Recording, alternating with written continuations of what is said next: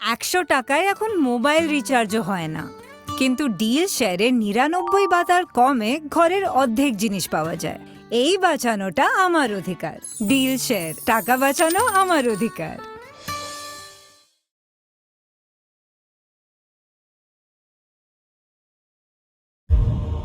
मित्रों, तंत्र के क्षेत्र में सबसे प्रभावी हैं 10 महाविद्या।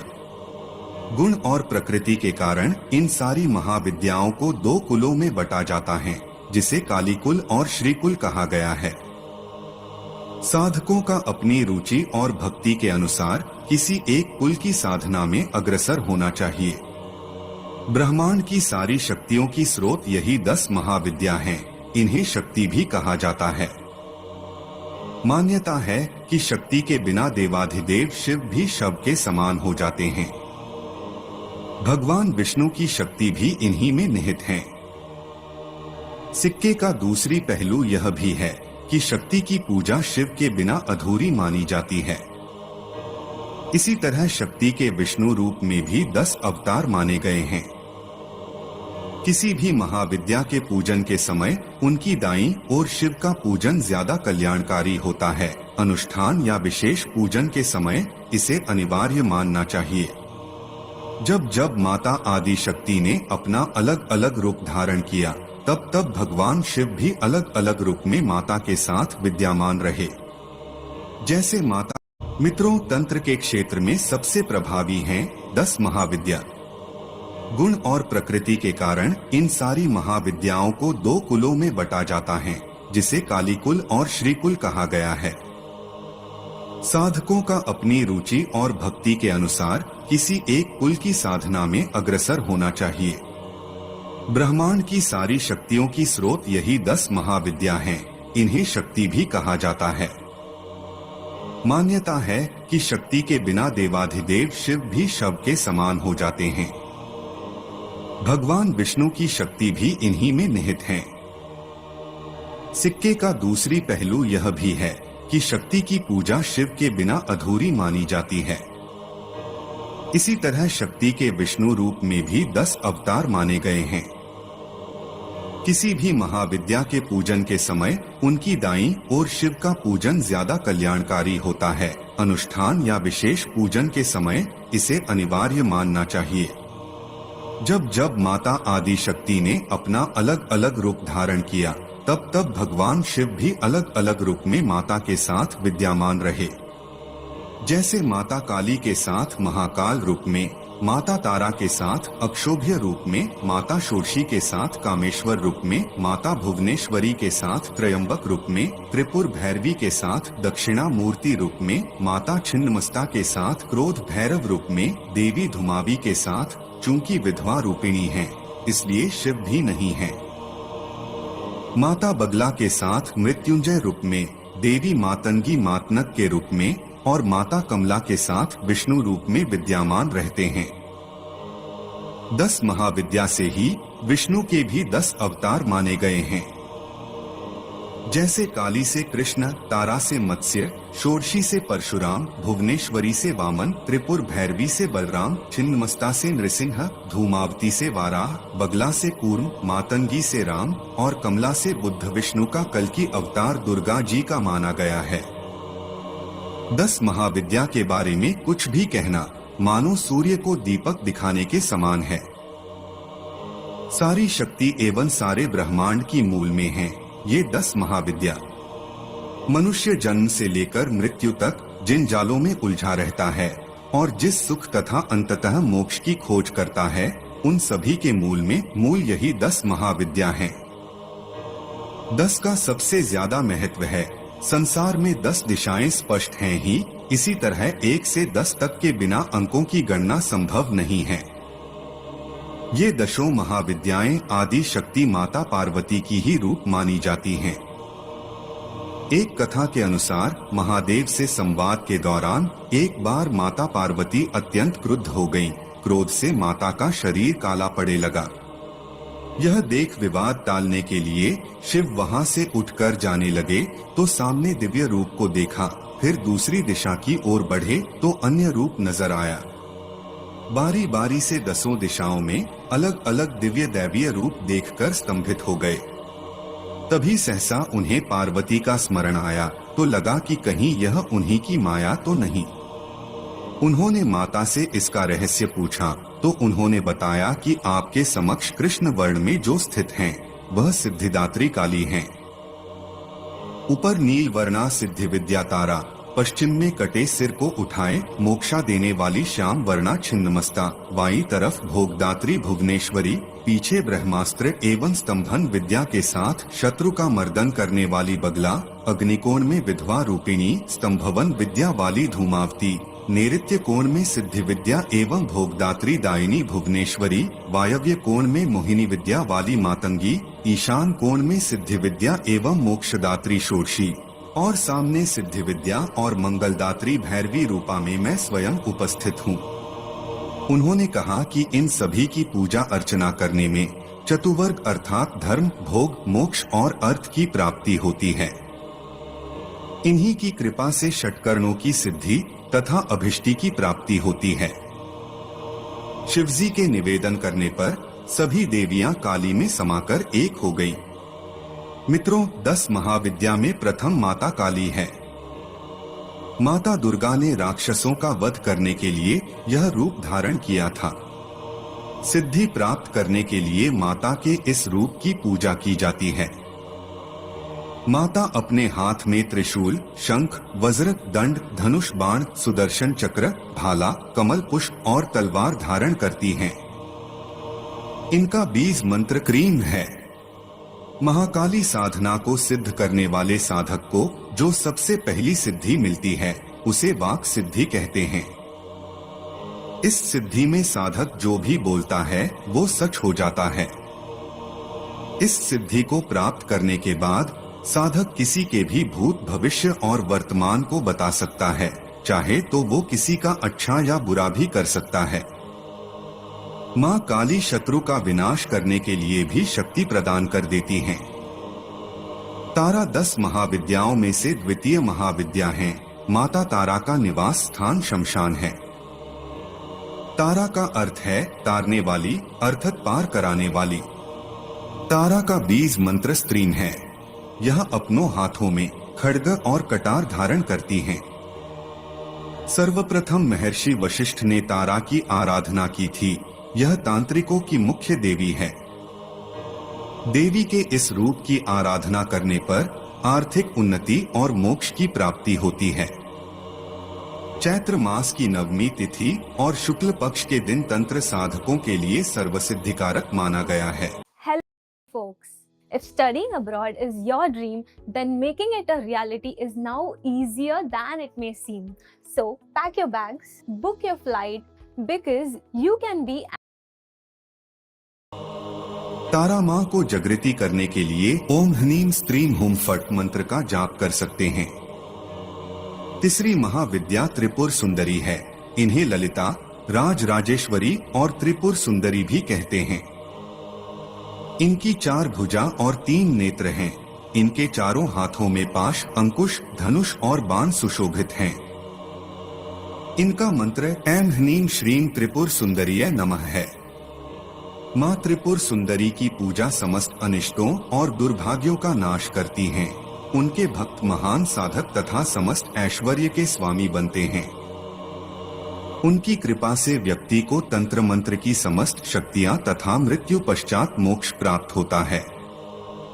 चौथी महाविद्या देवी भुवनेश्वरी है। त्रिनेत्र वाली देवी भुवनेश्वरी की 4 भुजाएं हैं, जिनमें से एक हाथ वरदान देने की मुद्रा में है, तो वहीं दूसरे हाथ में उन्होंने अंकुश धारण किया हुआ है, तो वहीं बाकी 2 हाथ पाश एवं अभय मुद्रा में हैं। इनका मंत्र ओम ह्रीं भुवनेश्वरीय ह्रीं नमः है। पुत्र प्राप्ति के लिए माता भुवनेश्वरी की आराधना फलदायी मानी जाती है। यह शताक्षी और शाकंभरी नाम से भी जानी जाती है। इस महाविद्या की आराधना से सूर्य के समान तेज ऊर्जा प्राप्ति होती है और जीवन में मान सम्मान मिलता है। 5वीं महाविद्या देवी छिन्नमस्ता है। छिन्नमस्ता या छिन्नमस्तिका या प्रचंड चंडिका 10 महाविद्याओं में से एक है। छिन्नमस्ता देवी के हाथ में अपना ही कटा हुआ सिर है तथा दूसरे हाथ में खड्ग है। इनका स्वरूप कटा हुआ सिर और बहती हुई रक्त की 3 धाराएं से सुशोभित रहता है। माता छिन्नमस्ता का मूल मंत्र इस प्रकार है: ह्रीं क्लीं ऐं वज्र वैरोचन्य हूं हूं फट स्वाहा। इनकी पूजा करने से साधक को भौतिकी और आर्थिक सभी सुख प्राप्त होते हैं। व्यक्ति का जीवन उज्ज्वल हो जाता है। भगवान परशुराम ने इसी विद्या के प्रभाव से अपार बल अर्जित किया था। छठा महाविद्या देवी भैरवी है। मां भैरवी के 2 रूप माने जाते हैं तथा वे दोनों ही एक दूसरे से बिल्कुल भिन्न हैं। मुख्य रूप एकदम भयंकर व दुष्टों का नाश करने वाला है, जो मां काली के समान ही हैं। जिस प्रकार मां काली का रूप अत्यंत भीषण व रक्तरंजित होती हैं, ठीक उसी प्रकार मां भैरवी का ही रूप है। दोनों के रूप को भिन्न नहीं माना जा सकता है, इसलिए मां भैरवी को मां काली भी कह दिया जाता है। मां के इस रूप में वे काले वर्ण में हैं, जिनके केश खुले हुए हैं। साथ ही मां के 3 नेत्र हैं तथा जीभ लंबी व बाहर निकली हुई है, जिसमें से रक्त निकल रहा है। मां के 4 हाथ हैं, जिनमें उन्होंने खड्ग, तलवार, राक्षस की खोपड़ी पकड़ी हुई है तथा एक हाथ अभय मुद्रा में है, जो उनके भक्तों को अभय प्रदान करता है।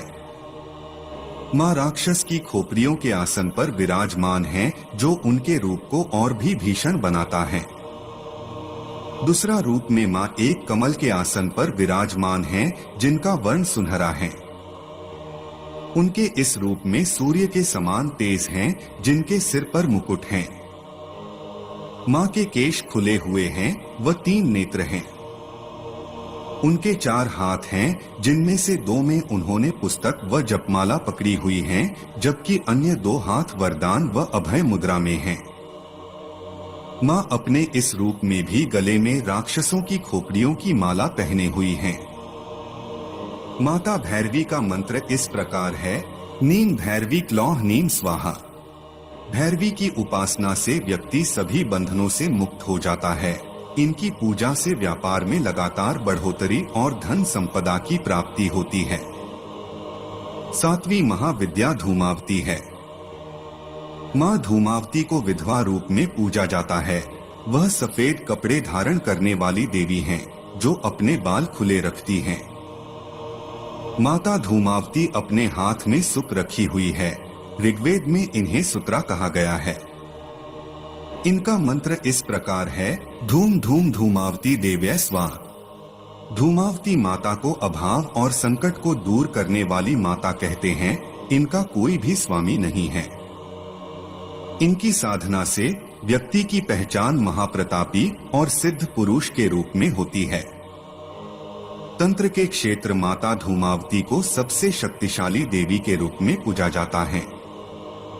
माता बगलामुखी 10 महाविद्याओं में 8वीं महाविद्या है। इन्हें माता पीताम्बरा भी कहते हैं। Good morning. Can you please guide us to Crown?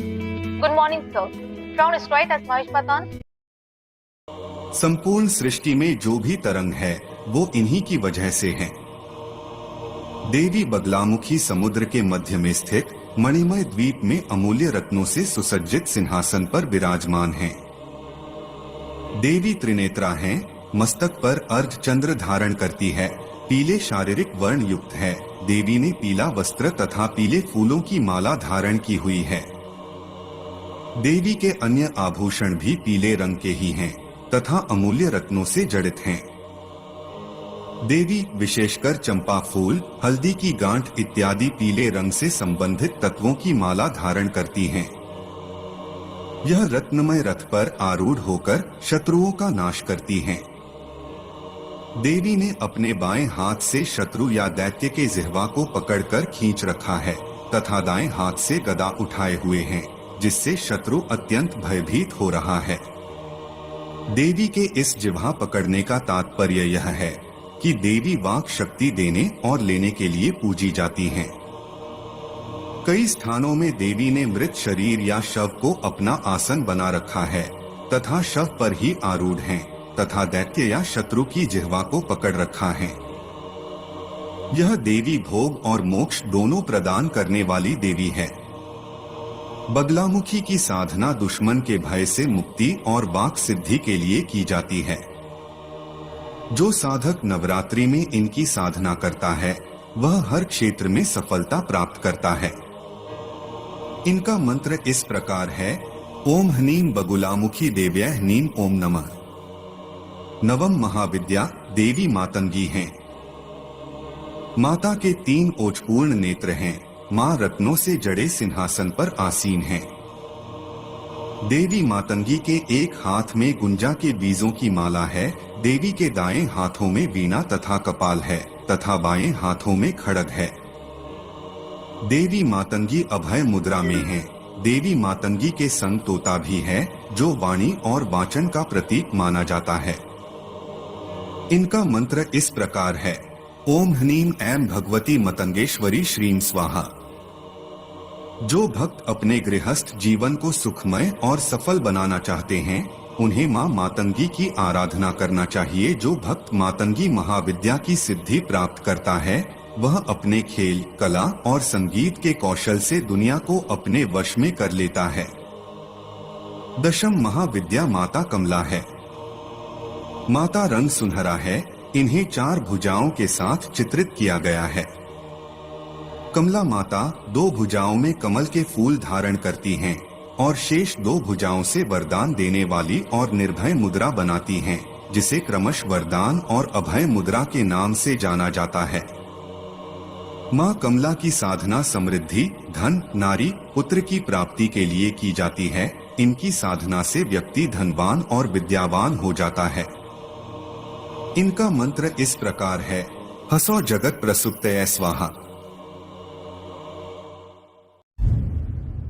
मित्रों, 10 महाविद्याओं में धूमावती महाविद्या साधना अपने आप में महत्वपूर्ण स्थान रखती है। इस साधना के बारे में 2 बातें विशेष रूप से उल्लेखनीय हैं। प्रथम तो यह मां दुर्गा की विशेष कलह निवारिणी शक्ति है। दूसरी यह कि यह पार्वती का विशाल एवं रक्ष स्वरूप है। इनका क्षुधा से विकलित कृष्ण वर्णीय रूप है जो अपने भक्तों को अभय देने वाली तथा उनके शत्रुओं के लिए साक्षात काल स्वरूप है। साधना के क्षेत्र में 10 महाविद्याओं के अंतर्गत धूमावती का स्थान सर्वोपरि माना जाता है।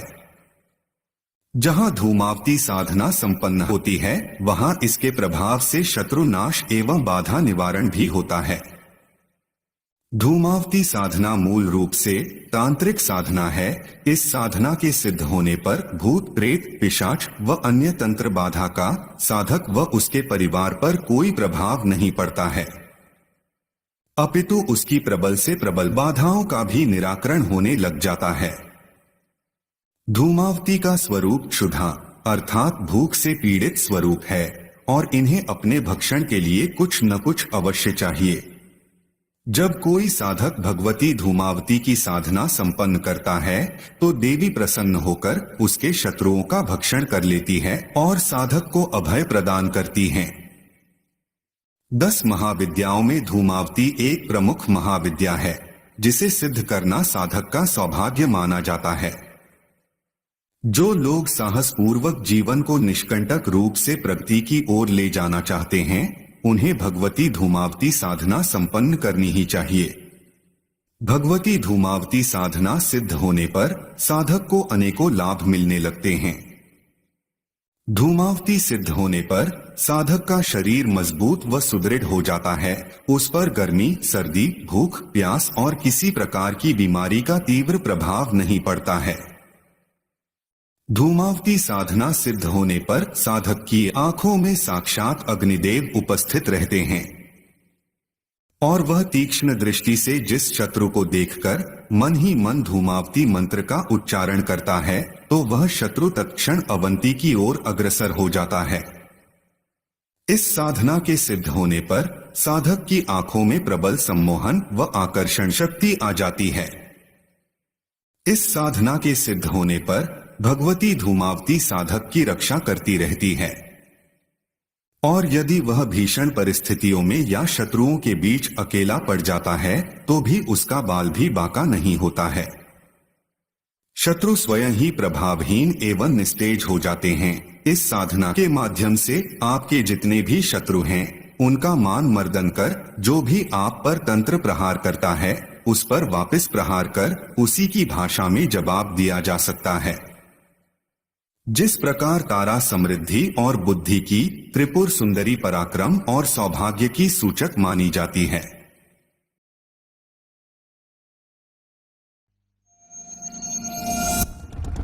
वो समाधि दिख रही है ना, उसके ऊपर ठीक उसी प्रकार धूमावती शत्रुओं पर प्रचंड वज्र की तरह प्रहार कर नेस्तनाबूद करने वाली देवी मानी जाती है। यह अपने आराधक को बड़ी तीव्र शक्ति और बल प्रदान करने वाली देवी है जो प्रत्यक्ष और अप्रत्यक्ष रूपों में साधक की सहायता करती है। सांसारिक सुख अनायास ऐसे ही प्राप्त नहीं हो जाते, उनके लिए साधनात्मक बल की आवश्यकता होती है जिससे शत्रुओं से बचा रहकर बराबर उन्नति के मार्ग पर अग्रसर रहा जा सके।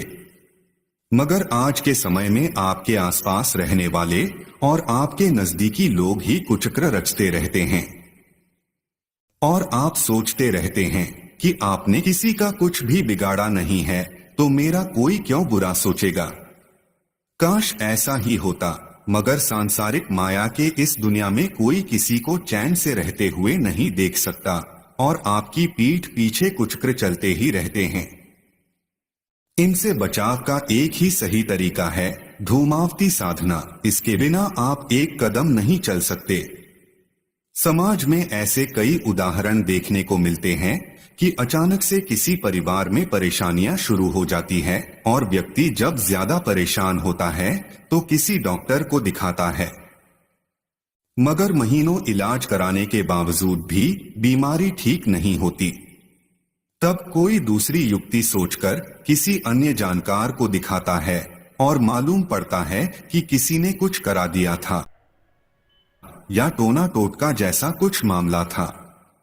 ऐसे में जो पढ़े लिखे व्यक्ति होते हैं उन्हें भी इस पर विश्वास हो जाता है कि वास्तव में इस समाज में रहना कितना मुश्किल काम है। मित्रों, धूमावती दारुण विद्या है।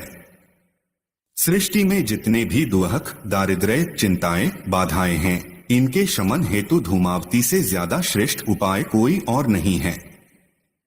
जो व्यक्ति इस महाशक्ति की आराधना उपासना करता है उस पर महादेवी प्रसन्न होकर उसके सारे शत्रुओं का भक्षण तो करती ही है, साथ ही उसके जीवन में धन धान्य की कमी नहीं होने देती, क्योंकि इस साधना से मां भगवती धूमावती लक्ष्मी प्राप्ति में आ रही बाधाओं का भी भक्षण कर लेती है। अतः लक्ष्मी प्राप्ति हेतु भी इस शक्ति की पूजा करते रहना चाहिए। अब चलिए आपको साधना विधान के बारे में बताते हैं।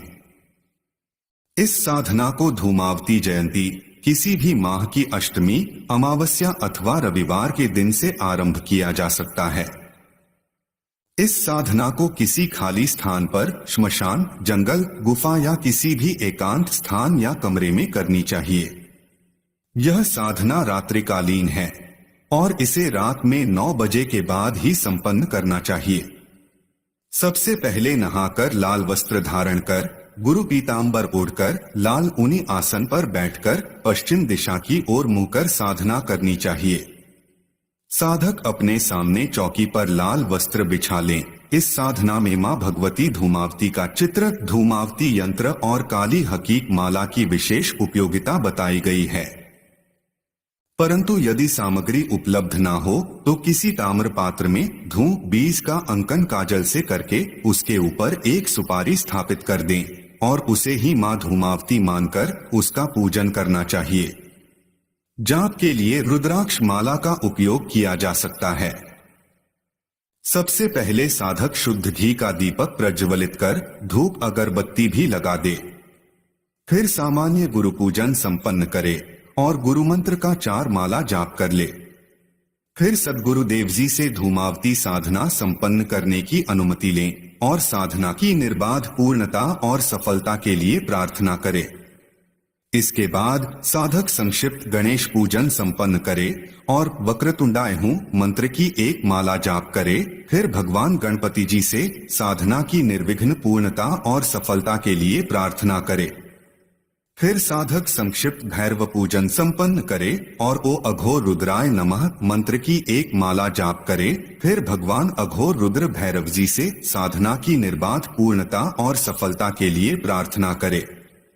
इसके बाद साधक को साधना के पहले दिन संकल्प अवश्य लेना चाहिए। साधक दाहिने हाथ में जल लेकर संकल्प लें कि मैं अमुक नाम का साधक गोत्र अमुक आज से श्री धूमावती साधना का अनुष्ठान आरंभ कर रहा हूँ।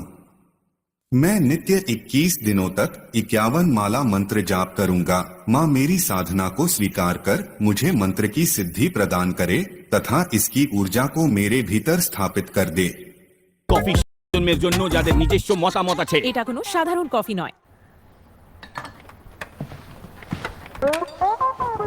ওই যে অনিকা আছে না, ও চাকরি পেয়েছে বড় কর্পোরেটে, স্মার্ট গার্ল। আর ইনি সারাদিন ভিডিও বানাচ্ছেন, ইনফ্লুয়েন্সার হবেন। ও তো ইনফ্লুয়েন্সার। এ কি শুনতে পায় না? ও কর্পোরেটে আছে। না না বাবা, ও তো ইনফ্লুয়েন্সার। ও শুধু তোমাকে ইনফ্লুয়েন্স করে।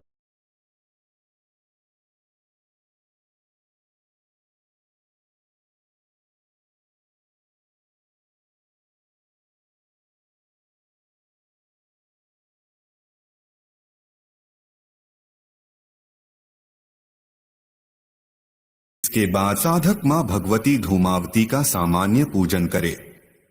काजल, अक्षत, भस्म, काली मिर्च आदि से पूजा करके कोई भी मिष्ठान्न भोग में अर्पित करे। इसके बाद हाथ में जल लेकर विनियोग पढ़कर भूमि पर जल छोड़े। विनियोग शादी करन्यास, हृदयादि न्यास और ध्यान का मंत्र वीडियो के डिस्क्रिप्शन में मिल जाएगा। इसके बाद साधक हाथ जोड़कर निम्न श्लोकों का उच्चारण करते हुए मां भगवती धूमावती का ध्यान करें। इस प्रकार ध्यान करने के बाद साधक भगवती धूमावती के मूल मंत्र का 51 माला जाप करें। मंत्र इस प्रकार है: ओम धूम धूम धूमावती स्वाहा। मंत्र जाप के उपरांत साधक दिए जा रहे श्लोक का उच्चारण करने के बाद एक आचमनी जल छोड़कर संपूर्ण जाप भगवती धूमावती को समर्पित कर दें। मंत्र इस प्रकार है: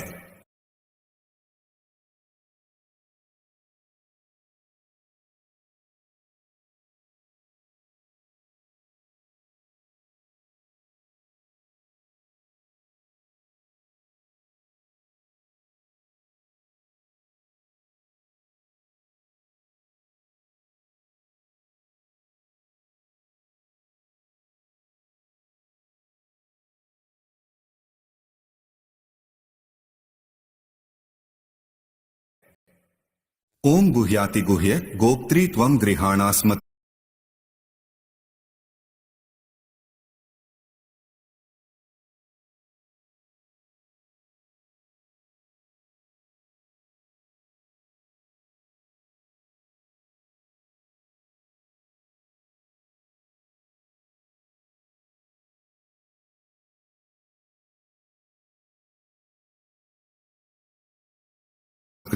जपम सिद्धिर्भवतु में देवी त्वत्प्रसादान महेश्वरी।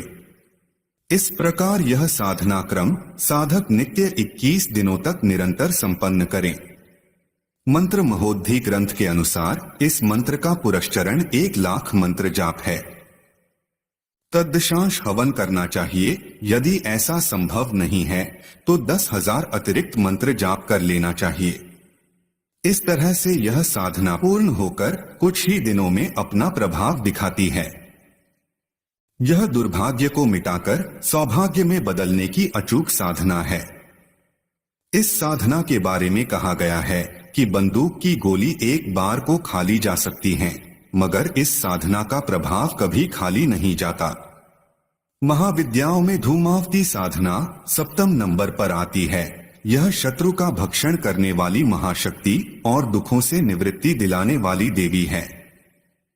इस साधना के माध्यम से साधक में बुरी शक्तियों को पराजित करने की और विपरीत स्थितियों में अपने अनुकूल बना देने की शक्ति प्राप्त हो जाती है। कहते हैं कि समय बड़ा बलवान होता है, उसके सामने सभी को हार माननी पड़ती है। परंतु जो समय पर हावी हो जाता है वह उससे भी ज्यादा ताकतवर कहलाता है। परिपूर्ण होना केवल शक्ति साधना के द्वारा ही संभव है। इसके माध्यम से दुर्भाग्य को भी सौभाग्य में परिवर्तित किया जा सकता है। आपकी साधना सफल हो और मां भगवती धूमावती का आपको आशीष प्राप्त हो।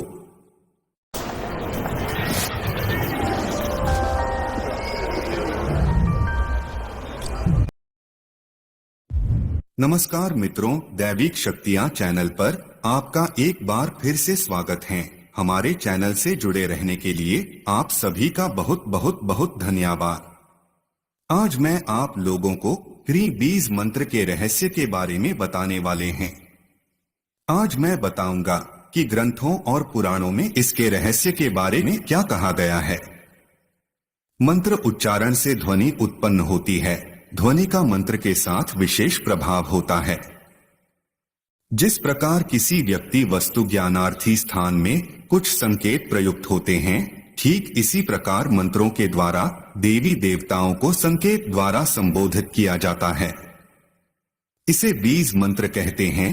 कुछ बीज मंत्र इस प्रकार से हैं, जैसे कि ओम परमात्मा का बीज मंत्र है, ह्रीं माया का बीज मंत्र, श्रीं लक्ष्मी बीज, त्रि काली एम सरस्वती बीज, क्लीं कृष्ण का बीज मंत्र है। ह्रीं माया बीज मंत्र यह भुवनेश्वरी देवी का बीज मंत्र है। इससे वशीकरण की शक्ति प्राप्त होती है। यह महाशक्तिशाली बीज मंत्र माया बीज मंत्र है। इसका अर्थ है कि हे प्रकृति रूप में शिव के साथ विद्यमान आदिशक्ति, मेरी रक्षा करो, मेरे दुख का हरण करो। मित्रों, देवी भुवनेश्वरी सभी जीवित प्राणियों की माता हैं। वह तंत्र क्षेत्र में 10 महाविद्याओं की चौथी प्रमुख देवी हैं। 10 महाविद्या को 10 महान रहस्य या 10 महान विद्याओं के नाम से भी जाना जाता है। चौथी विद्या देवी भुवनेश्वरी हैं। उन्हें देवी शक्ति के पूर्व रूप आदि शक्ति के रूप में भी जाना जाता है। उनकी पूजा कई योगियों, तांत्रिकों के साथ साथ आम लोगों द्वारा भी की जाती है। यह भी कहा जाता है कि त्रिमूर्ति ब्रह्मा विष्णु महेश्वर भी उनकी पूजा करते हैं। पूजा करने से दिव्य गुण, मनमोहक सौंदर्य, अपार बल और शक्ति प्राप्त होगी और वह वीर बन जाएगा। भुवनेश्वरी नाम का अर्थ है कि वह तीनों लोकों की स्वामिनी हैं। भुवन शब्द का अर्थ है 3 लोक और ईश्वरी का अर्थ है वह 3 लोकों की देवी हैं। इस प्रकार सभी देवता उनकी पूजा करते हैं। उन्हें इस ब्रह्मांड का निर्माण और विनाश करने वाला माना जाता है। कुछ ग्रंथों में यह उल्लेख किया गया है कि काली, सरस्वती, गायत्री का संबंध भुवनेश्वरी देवी से है।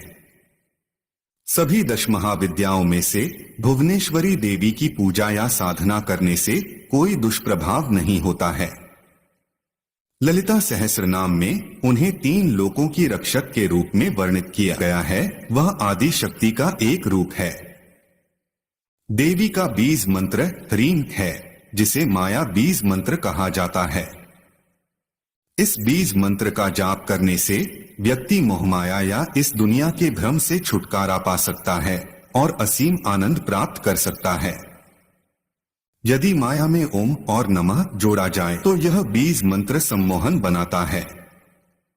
आज मैं अपने प्रत्यक्ष दर्शन प्राप्त करने के लिए उसी बीज मंत्र ह्रीं का उपयोग करके भुवनेश्वरी देवी की एक दुर्लभ साधना साझा कर रहा हूं। इस वीडियो में हम आपको ह्रीं मंत्र से होने वाले लाभ को भी बताने वाले हैं। कोई भी इस साधना को कर सकता है क्योंकि यह एक बीज मंत्र है।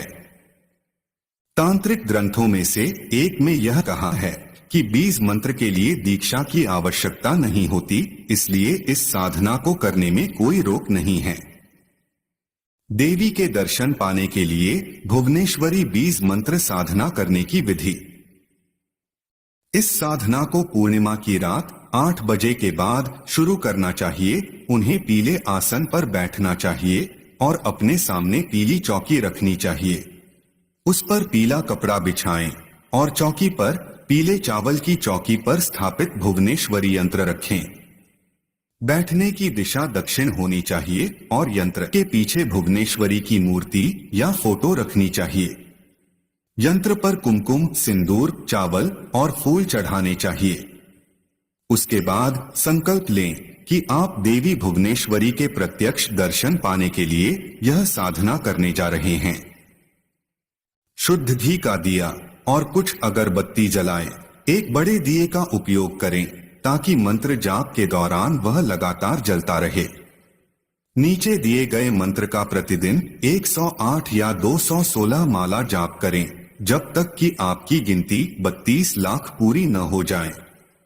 मंत्र जप केवल रुद्राक्ष या स्फटिक माला से ही करना चाहिए। বলতে এসেছি কথায় উন্নয়নের, ব্যক্তি পরিবার পাড়া প্রতি অঞ্চলের এই উন্নয়ন আজ মানুষের সম্মান, বহু গুণে উন্নত জীবনের মান। রাজ্যবাসী পরস্পর হাতে হাত রেখে কিভাবে ভরেছে সিন্ধু বিন্দু। 32 लाख जाप पूरे होने पर 10 वर्ष से कम उम्र की 10 कन्याओं को उपहार और पीले रंग के वस्त्र प्रदान करें। साधना के लिए दिशा निर्देश। इस साधना को करने से पहले गणेश और भगवान शिव की उनके संबंधित मंत्रों का एक माला जाप करके पूजा करनी चाहिए। साधक को भूमि शय्या का पालन करना चाहिए, अर्थात बिस्तर पर नहीं सोना चाहिए। जमीन पर पीला रंग का कपड़ा बिछाकर उस पर सोना चाहिए। उसे सख्ती से ब्रह्मचर्य का पालन करना चाहिए, जैसे कि उसे अपनी साधना के दौरान शुद्ध मन रखना चाहिए और हर महिला को अपनी मां या देवी भुवनेश्वरी की अभिव्यक्ति के रूप में मानना चाहिए। उसे पूरी साधना के दौरान मौन व्रत रखना चाहिए। उसे तैलीय मसालेदार भोजन से सख्त परहेज करना चाहिए। उसे केवल सात्विक भोजन का ही सेवन करना चाहिए। यह साधना किसी एकांत स्थान पर करनी चाहिए। किसी को पता नहीं चलना चाहिए कि आप यह साधना कर रहे हैं। उसे पूरे मन से भुवनेश्वरी, भगवान शिव और देवी पार्वती की पूजा करनी चाहिए और उनसे इस साधना में सफलता पाने के लिए प्रार्थना करनी चाहिए। यदि साधक पूरी विधि के अनुसार और मेरे द्वारा बताए गए सभी नियमों का पालन करते हुए साधना करता है तो उसे निस्संदेह भुवनेश्वरी के दर्शन प्राप्त होंगे। मैं समझ सकता हूँ कि इन नियमों का पालन करना बहुत कठिन है, लेकिन अवश्य करना चाहिए। यह भी याद रखें कि आप जो हासिल कर रहे हैं वह कोई छोटी उपलब्धि नहीं है। पिछले युगों में लोगों को देवताओं को प्रसन्न करने के लिए दशकों तक तपस्या करनी पड़ती थी। ऐसे में एक सच्चे शक्ति उपासक के लिए 32 लाख जप पूरा करना उतना कठिन नहीं है। मंत्र इस प्रकार हैं। ह्रीं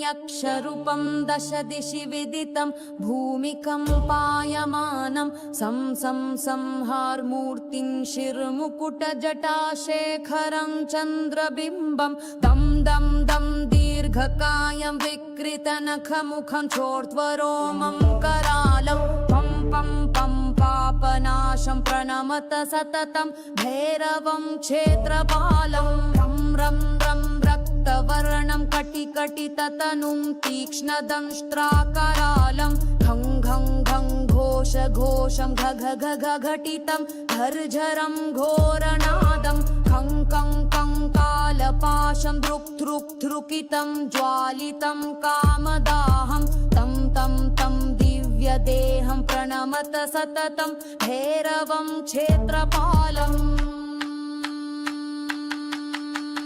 लं लं लं लं बदन्तं ललितं दीर्घजिह्वाकरालं धूं धूं धूं धूम्रवर्णं स्फुटविकटमुखं भास्करं भीमरूपं रुं रुं रुरुण्डमालं नियतं ताम्रनेत्रः करालं नं नं तं नग्नभूषं प्रणमत सततं भैरवं क्षेत्रपालं वं वं वं वायुवेगं नतजनसदयं ब्रह्मसारं परन्तं खं खं खं खड्गहस्तं त्रिभुवनविलयं भास्करं भीमरूपं चं चं चं चं चलित्वा चलता चालितं भूमिचन्द्रं मं मं मं मायिरूपं प्रणमत सततं भैरवं क्षेत्रपालं शं शं शं शङ्खहस्तं शशिकरधवलं मोक्षसम्पूर्णतेजं मं मं मं मं महान्तं कुलमकुलकुलं मन्त्रगुप्तं सुनित्यं यं यं यं भूतनाथं किलितं बालकेलिप्रधानम् अं अन्तरिक्षं प्रणमत सततं भैरवं क्षेत्रपालं खं खं खं खड्गभेदं विषममृतमयं कालकालकरालं खं छं छं क्षिप्रवेगं दह दह दहनं तप्तसन्दीप्यमानं हूं हूं हूंकारनादं प्रकटितगहनं गर्जितैर्भूमिकम्पं बं बं बं बाललीलं प्रणमत सततं भैरवं क्षेत्रपालम् सं सं सिद्धियोगं सकलगुणमखं देवदेवं प्रसन्नं पं पं पं पद्मनाभं हरिहरमयनं चन्द्रसूर्याग्निनेत्रं ऐश्वर्यनाथं सततभयहरं पूर्वदे अश्वरूपं रौद्ररूपं प्रणमत सततं भैरवं क्षेत्रपालम्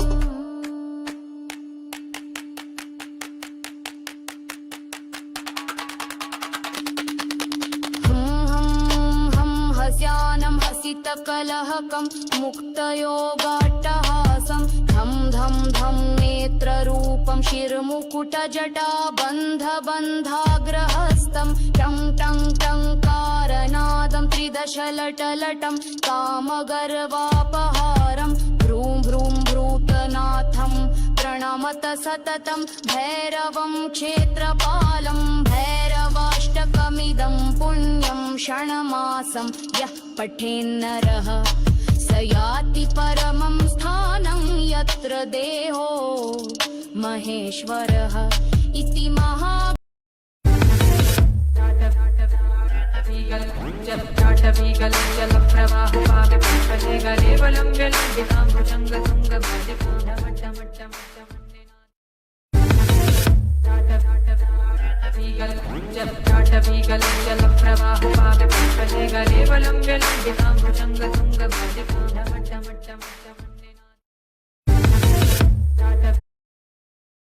महेश्वरः इति महाकालभैरवाष्टकं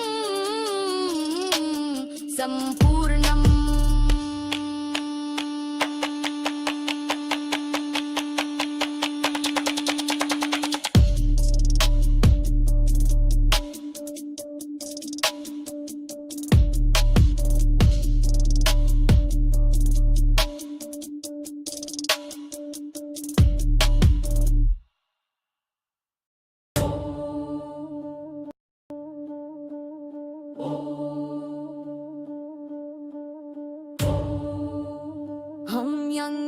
यक्षरूपं दश दिशि विदितं भूमिकम्पायमानं सं सं संहारमूर्तिं शिरमुकुटजटाशेखरं चन्द्रबिम्बं दं दं दं दीर्घकायं विकृतनखमुखं चोर्ध्वरोमं करालं पं पं पं पापनाशं प्रणमत सततं